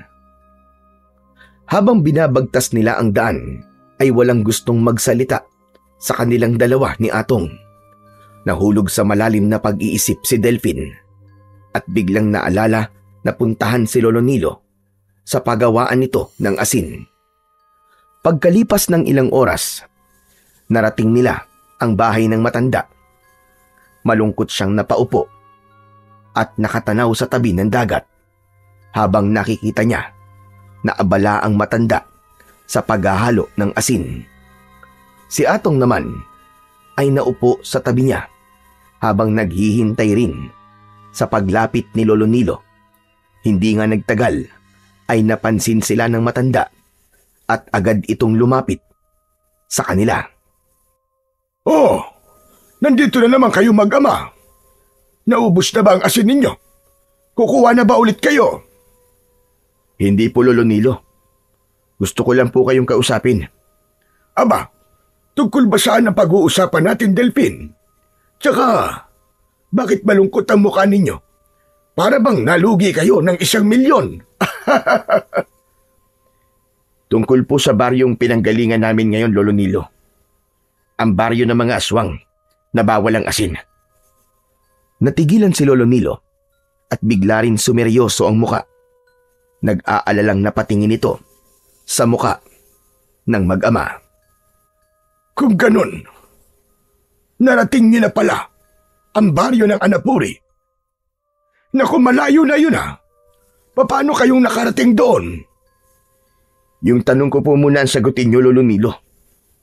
Totoo po ba na mabubuti silang aswang at anak niyo po ang kapitan doon? Oo, Delphin. Totoo yun. Ay nako, pambihira. Nakausap niyo na pala ang anak ko. Bueno, tutali alam na ninyo ang tungkol sa baryong yun. Isa lang ang masasabi ko. Hindi lahat ng mga aswang ay masama. Isa silang pangkat ng mga asbo na may mabubuting kalooban. Dahil sa pagiging busilak ng kanilang puso, binantayan sila ng anak ko para protektahan. Hindi ko akalain na makakarating kayo sa lugar na yon. Dahil sa narinig ay hindi maiwasan ng batang si Atong na tanungin ang matanda tungkol sa kanyang ina. Lolo Nilo, nalaman ko rin po na pinatay po ng aswang ang nanay ko. Anong klaseng nilalang po ba ang pumatay sa nanay ko? Si Leia ay biktima ng aswang na asbo. Hindi ko alam na pati pala yan Alam mo na rin, Atong. Pasensya na kayo. Hindi ko magawang ipagtapat sa inyo na alam ko na ang tungkol sa nangyari kay Leia. Dahil nag-aalala ko sa anak ko. Kaya idinaan ko na lang sa pagtulong sa inyong mag-ama ang paghingi ko ng tawad. Ano ba talagang klaseng nilalang ang mga asbo? Sila talaga ang totoong masasamang nilalang ng kadiliman. Kung minsan, sila ang nagiging dahilan kung bakit nadadamay ang mabubuting aswang. Gumagawa sila ng kasamaan at ibinibintang sa mga kalahi nila. Galit sila sa kapwa nila na hindi pumapatay ng tao. Ang sama naman po ng aswang na yon, Lolo Nilo. Tay, kailangan niya po pagbayaran ang ginawa niya sa nanay ko. Darating tayo dyan, anak. Bibigyan natin ng katarungan ng pagkamatay ni Leia. Ang tanong lang sa ngayon sino kaya ang aswang na totoong pumapatay ng mga tao? Yan ang matagal na naming inaalam ng anak ko, Delphin. Balak niyang bigyan ng katarungan ang nangyari kay Leia. Dahil iniisip niya na kasalanan niya kapag may namamatay ng dahil sa aswang. Ang totoo, inubos ng aswang na yon ng pamilya ng aking anak. Muntik na rin sana mamatay si Lando. Pero iniligtas siya ng mga aswang na yon sa baryo.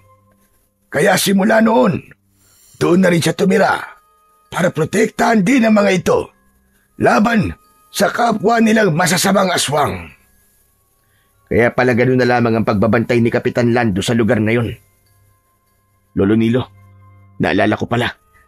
Kagabi lang ay nakasagupa ako ng isang nilalang na naglalaho sa dilim. Nagiging kulay itim na usok siya at malakas ang kapangyarihan. Para tapatan ang suot kong agimat. Kung ganun, hindi nga ako nagkamali nang nararamdaman sa iyo noon pa. Taglay mo ang agimat mula sa sinaunang antigero. Nakakatuwang isipin na dito ko pa matatagpuan at makikilala ang apo ng kaibigan kong si Felix. Nanlaki ang mga mata ni Delphine nang mabanggit ni Lolo Nilo ang pangalan ni Lolo Felix na kanyang lolo. Kung ganun po, kayo po ang kaibigan ni Lolo Felix na matagal niya nang ikinikwento sa akin. Sadya pala talaga mapagbiro ang tadhana. Ngayon, ay hindi na po ako mangangamba. Totoo po pala talaga ang sinasabi ni Kapitan Lando. Katulad ng sinabi ko sa iyo, Delphin, hindi basta-bastang uri ang mga aswang. Mapanganib sila, ngunit meron pa rin naman nakabutihan sa kanilang puso. At tungkol naman sa nilalang na nakasagupa mo kagabi, kung pagbabatayan ko ang napansin mong kilos niya, malamang na siya nga ang aswang na matagal ko nang hinahanap. Siya ang nilalang na itinakwil ng kanyang kalay dahil sa pagpatay sa kapwa niya aswang. Wala siyang patawad kahit kapwa niya aswang. Nilalantakan niya at pinapatay. Sino siya, Lolo Nilo? Bakit niya po yung ginagawa sa mga kalahi niya? Dahil gusto niya na mapunta sa kanya ang baryong binabantayan ng aking anak. Ang gusto niya, siya lang ang maghari sa kanilang mga kalahi. At kung ang galaw ng katawan niya ay napansin mong may usok na naiiwan, ang ibig sabihin nun, alagad na siya ng hari ng kadiliman. Nagbibilang siya ng mga tao na papatayin, kabilang ang aswang at antingero, na magbibigay sa kanya ng karagdagan lakas ng kapangyarihan. Saglit na napaisip si Mang Delphine dahil sa sinabing yun ni Lolo Nilo. Si Atong naman ang nakisali sa usapan ng dalawa. May posibilidad po kaya na siya ang pumatay kay nanay? Oo, Atong. Maaaring siya nga. Karamihan sa mga aswang na nakikipagtulungan sa hari ng dilim ay merong inaalay na kapalit. Depende yun sa kanyang kahilingan. Pero kung pagbabatayan ko, ang bilang at uri ng mga tao na napapatay niya, kailangan niyang mag-ipon ng 11 enerhiya para makumpleto ang kanyang misyon.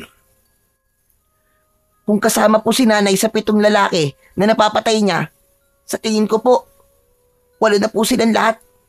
Hinala po kasi ni tatay na ang 7 lalaki na natagpuan po sa dagat ay biktima rin po ng mga aswang. Oo, tama ka dyan, Atong. Kung 8 na nga ang bilang ng mga biktima, ang ibig sabihin ng Lolo Nilo, may 3 pang natitira. Hindi, Delfin. 2 antingero na lang ang kulang at pupuno sa kanyang misyon. Dahil si Felix ay isa sa naging biktima ng aswang na yon. Hindi niyo ba alam na kayo ang 2 antingero na tinutukoy ko? Kayo ang pupuno sa bilang na kailangan ng aswang na yon. Hindi kagad nakapagsalita si Delfin nang direktang marinig yon sa matanda. Hindi siya halos makapaniwala na ang mga nangyayari sa kanila ay magkakaugnay. Maya-maya pa ay muling nagsalita si Lolo Nilo. Hindi mo rin siguro alam, Delfin, na ang mga aswang sa baryong napuntahan nyo ay minsan nang ipinagtanggol ng Lolo Felix mo. Ano ho? Ang mga aswang na nakatira sa baryo ng Anapuri ay dating mga aswang na walang tirahan. Nagtatago lamang sila sa kabundukan at nagnanakaw noon ng mga hayop para mabuhay. Hanggang isang araw, iniligtas nila ang Lolo Felix mo. Ginamot at dinala sa ligtas na lugar. Nang mga panahong yon, ay tinutugis ni Felix ang mga aswang. Ngunit hindi naging hadlang yon para ipakita ng mga ito sa iyong lolo na hindi lahat ng mga aswang ay masama. Kaya magmula ng gabing yon, dinala silang lahat ni Felix sa malayo at doon sa dulo ng baryo. Yun na nga ang baryo ng Anapuri. Diyos ko, bigla po akong kinilabutan sa mga narinig ko mula sa inyo, Lolo Nilo. Biruin nyo, muntik na akong magawa ng isang malaking kasalanan nang dahil lang sa sinabi sa akin ni Emily. Ang totoo po, siyang nagsabi sa amin na mayroong baryo pa kaming hindi napupuntahan para paglakuan ng asin. Kaya lang, naligaw kami ni Atong at inisip na kaya bawal ang asin sa baryong napuntahan namin ay dahil aswang ang nakatira. Hay nako, hindi talaga alam ni Emily ang tungkol sa baryo ng Anapuri, Delpin. Hala, sige na, umuwi na muna kayo sa bahay nyo. Mag-iingat kayo dahil natitiyak kong alam na rin ng aswang na yon ang tungkol sa mga agimat nyo. Sige po, aalis na ho kami. Pagkatapos magpaalam, ay itinulak ni Delfin ang kariton. Bumakas ang lungkot sa kanyang muka nang maalala ang nangyari kina Lolo Felix at sa asawa niyang si Leia. Wala siyang kaalam-alam na 2 mahal niya sa buhay ang nawala nang dahil sa aswang na asbo. Pagdating ng mag-ama sa kanilang bahay, ay maaga silang nagpahinga. Dala ng pagod, ay agad siyang nakatulog katabi ang anak niyang si Atong. Nagising si Delpin sa malakas na pagsigaw ni Lolo Nilo sa labas ng kanilang tahanan. Kaya agad siyang bumangon at napansin na madilim na ang paligid ng mga sandaling yon. Delphin! Buksan mo ang pinto! Bilisan mo! Delphin! Nagmamadali si Delpin. Nalapitan ang pintuan para pagbuksan ng matanda. Nang mga sandaling yun ay nagising na rin ang batang si Atong at sumunod sa kanyang ama. Bakit po? Ano po yung Lolo Nilo? Ano po ba nangyayari?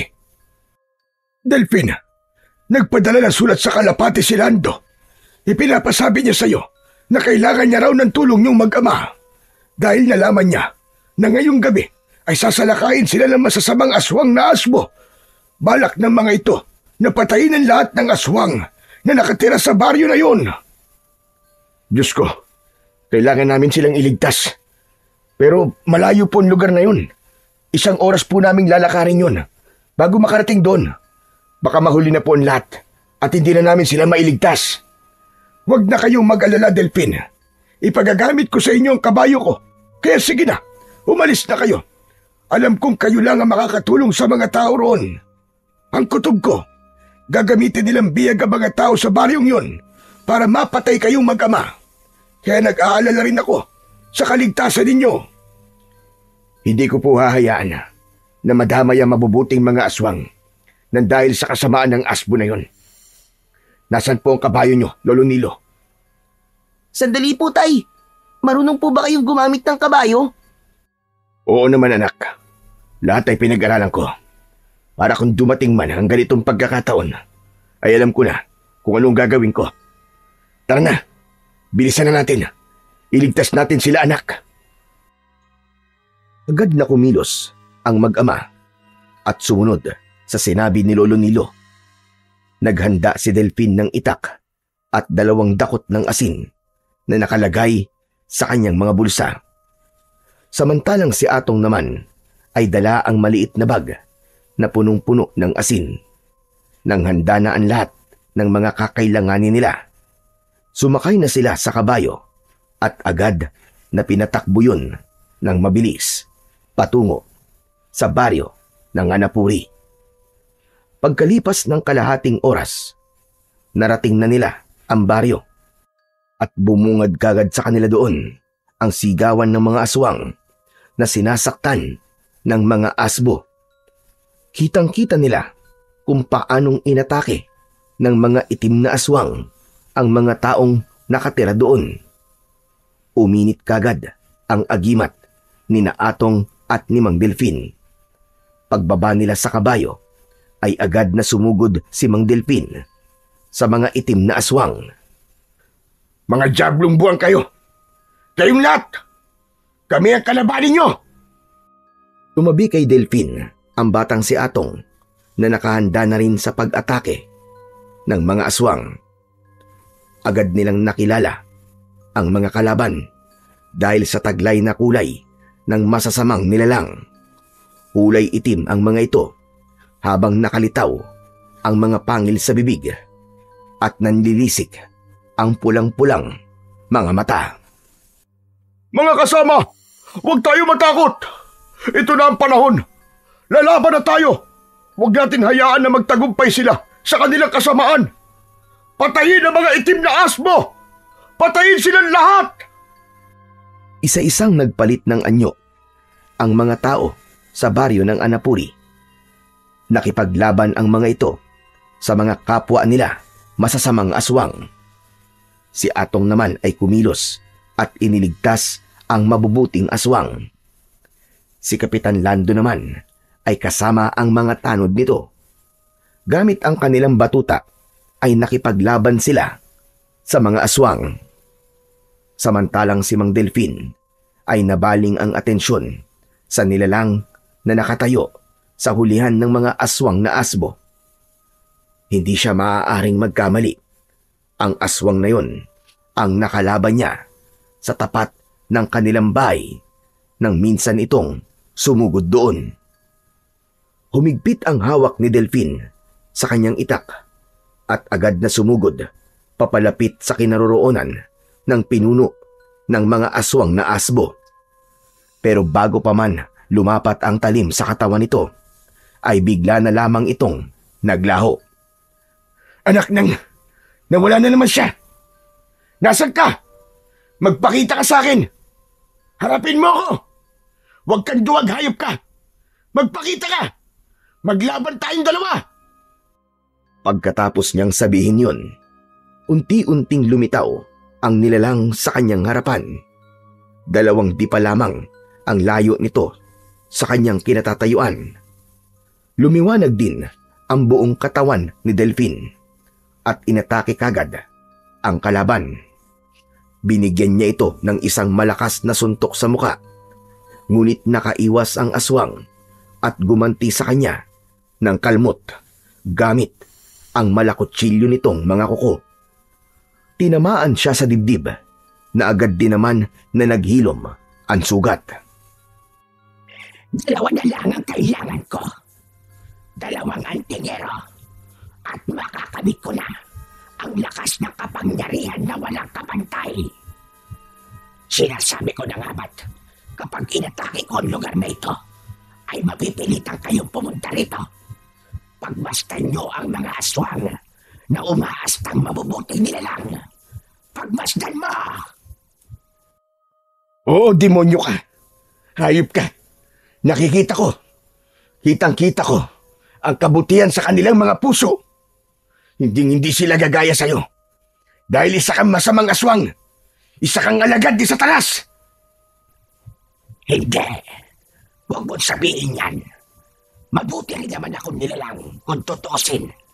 Ay iniligtas ko pa nga ang mga nakatira rito laban sa inyo ng anak mo. Dahil ako na ang papatay sa kanila imbes na ikaw. Para sa mga aswang na kagaya ko, walang puwang ang mga kagaya mo. Ang dapat sa'yo ay dinidikdik ng buhay. Ang dapat sa'yo ay mamatay. Tumigil ka na. Ang dami mong satsat. Ang baho ng bunganga mo. Simulan na natin ang laban na to. Agad na sumugod si Mang Delpin sa kalabang aswang. Hawak ang kanyang matalas na itak.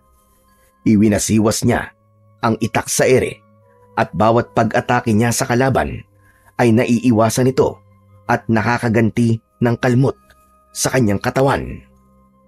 Bumagsak ng pasadsad sa lupa si Mang Delpin na agad naman na nakita ng anak nitong si Atong.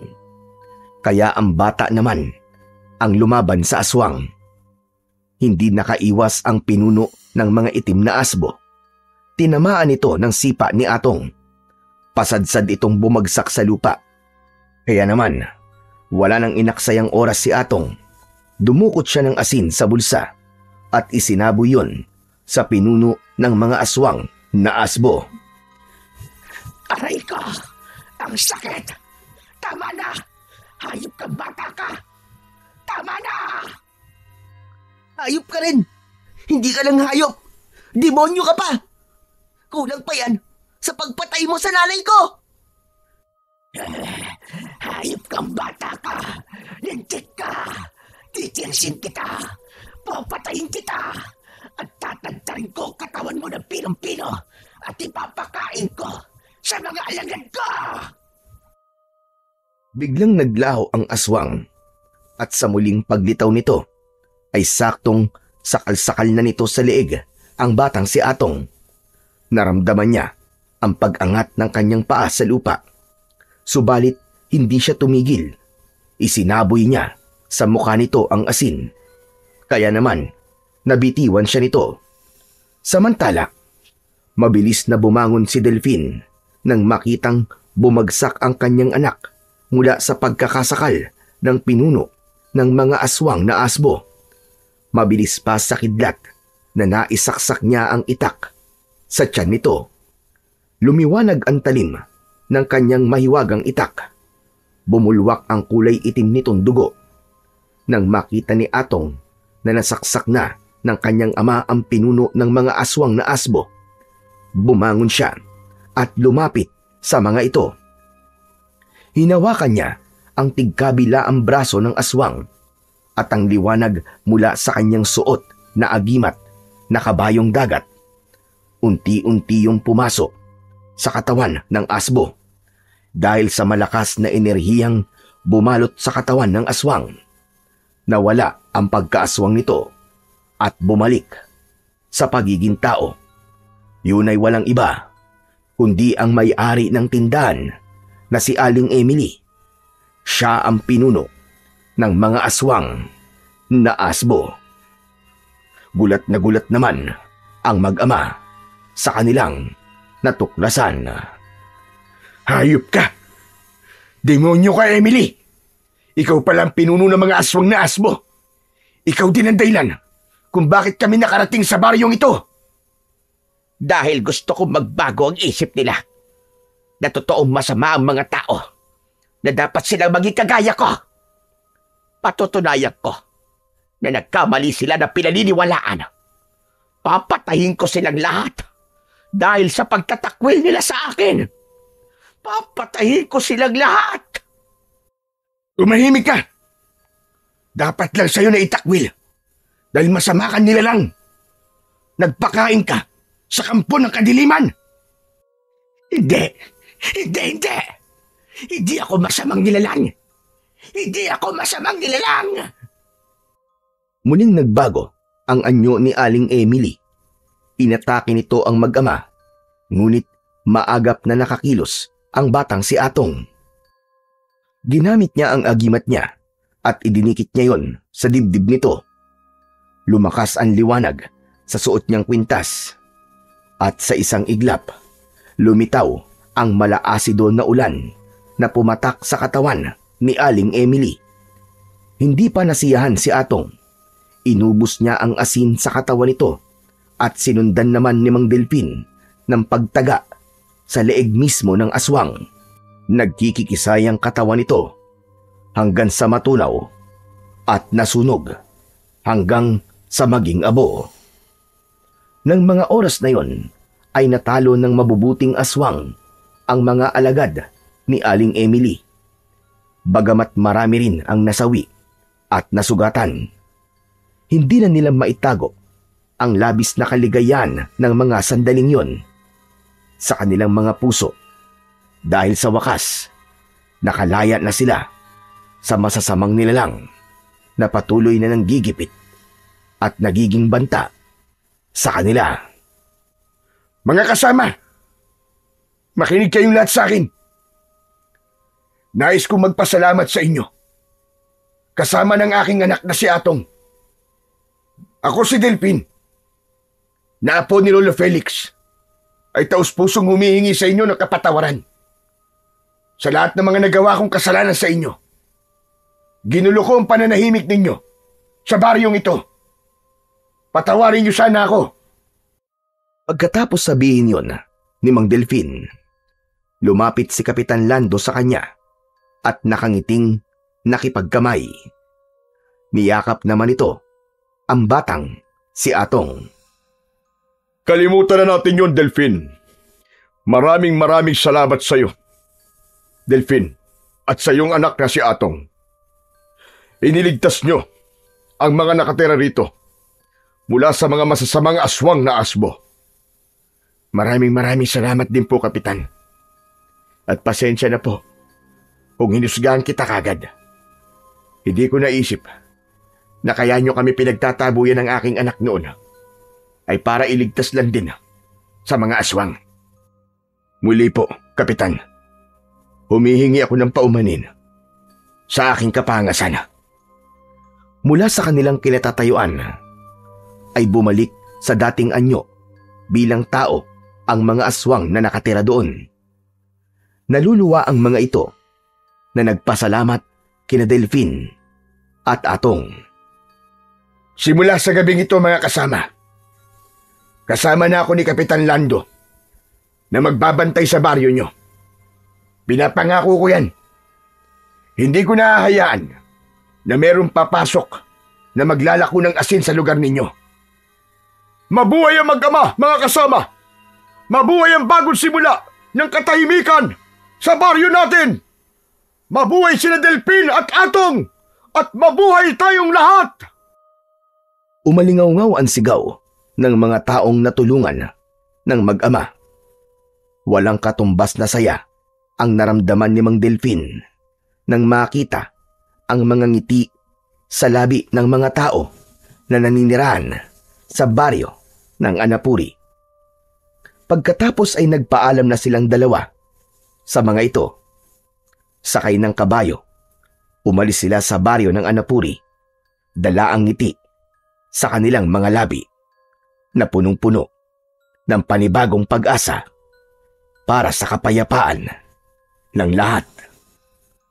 Simula ng gabing yon ay muling bumalik ang katahimikan sa baryo na bawal ang asin. Wala na rin namatay na lalaking biktima ng mga aswang sa baryo ng Bunti. Si Atong na tuluyang gumaling sa sakit sa baga ay muling nagpatuloy sa kanyang pag-aaral, habang si Mang Delphi naman ay naglalako pa rin ng asin at itinuloy ang paggawa ng mga agimat na ipinapamahagi naman niya sa mga taong may mabubuting kalooban. Si Lolo Nilo, na paminsan-minsan ay bumibisita sa mag-ama, ay palagi na nilang nakakasama sa hapunan. Kung minsan ay kasama rin ito si Kapitan Lando, na masaya sa pagkakaroon ng bagong kaibigan. Napatunayan ng mag-ama na hindi lahat ng mga aswang ay masasamang nilalang at banta sa sangkatauhan. Hindi lahat ng tao na nagpapakita sa kanila ng kabutihan ay matatawag na kakampi, dahil baka sa bandang huli nagtatago lamang sila sa maskara upang maikubli ang totoong anyo ng kanilang kasamaan. Para sa mag-ama, ang pagiging mabuti ay walang pinipili. Ganon din ang pagtulong sa kapwa. Walang dapat piliin kung kaya naman tumulong ng walang kapalit. Yun ang isa sa mga aral na hindi makakalimutan ng mag-amang naglalako ng asin sa baryo. At nangako sila sa kanilang sarili na gagamitin nila ang pagiging antingerong maglalako ng asin upang ipagtanggol ang kapayapaan laban sa mga kampon ng kadiliman.